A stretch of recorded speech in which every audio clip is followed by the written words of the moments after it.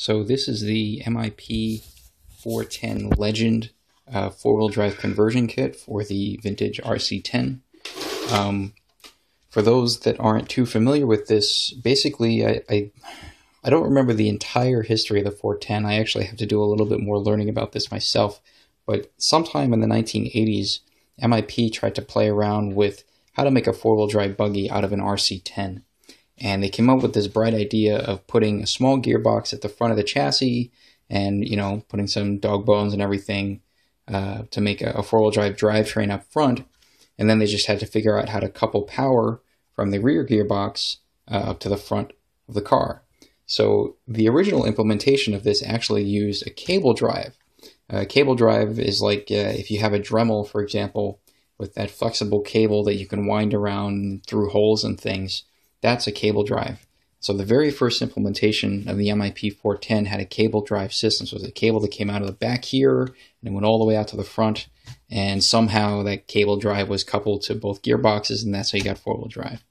After that, they came out with a chain drive version, which basically had, you know, a little pulley coming out of the rear gearbox. There's a pulley on the front gearbox, and you know, you just put a chain instead of a belt connecting the two. And then the last iteration of the 410 used a belt drive, like what you see here. So there's basically you have to modify the stealth gearbox to accommodate this pulley here. And I think this nut holds on some kind of like a primitive slipper clutch. I might be wrong on that. Again, I have to do a little bit more research. But I think it's a slipper clutch. In any case, this pulley drives this belt that goes all the way to the front here. And this would be like some kind of belt tensioner piece. I think there's maybe a little flap that glues over this or something that holds the belt down and keeps the belt reasonably tensioned. And then that drives this front pulley right here that goes to the front gearbox. Now this front gearbox is really small, and it just barely fits inside the whole, you know, front assembly of the RC10. And it looks like also the steering rack was modified. This is not the stock steering rack. The actual length of this portion right here, I think, is smaller than the length of a conventional steering rack. Because on a conventional steering rack for the RC10, the inner ball cup for the camber link and the inner ball cup for the steering link come very close together.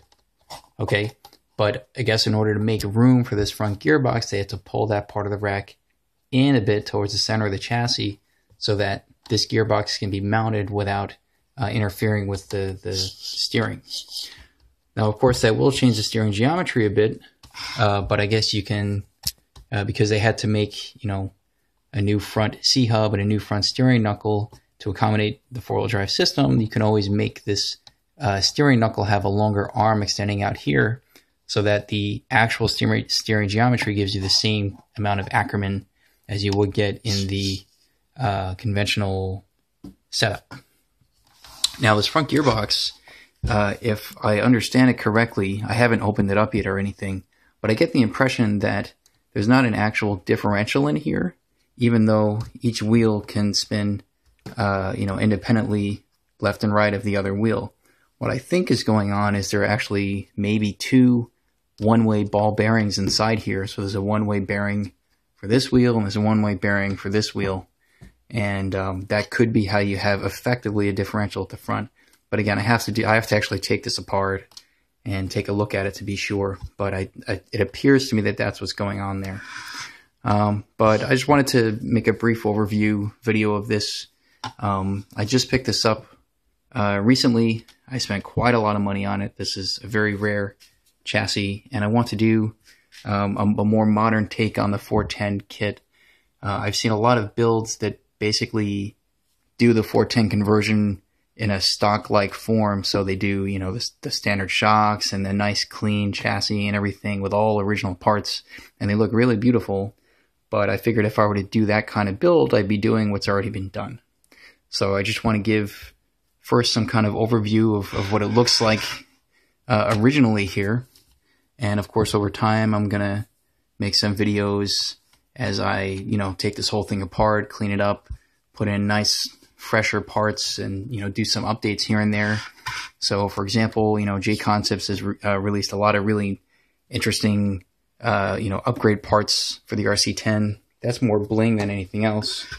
But, you know, what about using, say, the Dynotech front long arms, or maybe some RPM arms or something, maybe big bore shocks, maybe, you know, a VTS slipper kit or a low-C hydro drive or something. You know, dude, let's try something interesting here, something different. So that's at least my plan with this. But this is going to be just as much of a learning experience for me as it is for you guys, because I've never owned a 410 before, and I have some homework to do to figure out what I want to do with this. But this is definitely a long-term project, so I don't want to get your expectations up. This will take me quite some time to get all the parts I need and to finish this project. Never mind get started on it. I have other projects that I'm working on. For example, I'm restoring yet another YZ10 here. I think I have a few more things upstairs that I have to work on. So but I just want to let you know I got this, and this will be coming.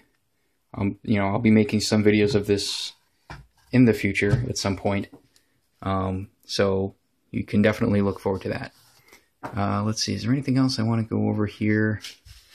Nothing in particular, just maybe a couple more shots. One thing that actually I need to try to figure out is here apparently, you know, in the original build you had to drill an opening for the rear bulkhead, or through the rear bulkhead for the belt to fit through. But when I look more closely at how this is done, it's a little confusing to me, because even though that bulkhead is drilled all the way down to the top of this sort of, you know, battery encasement region here, the bottom part of the belt is still grinding against the bulkhead. So maybe I have to put like a roller or something, or a tensioner of some sort around here to push the bottom of the belt up so that it doesn't, you know, grind against the bulkhead. I'll have to go look at some pictures of other builds to see how that was dealt with. But that's just something that I noticed when I, you know, got this and took a look at it. So that might take some more thought. Let's see. I don't know. Everything appears to be in good condition. It looks like the previous owner really used this, you know, rather heavily. I mean, the bottom of the chassis is all scratched up and everything. So this was clearly run.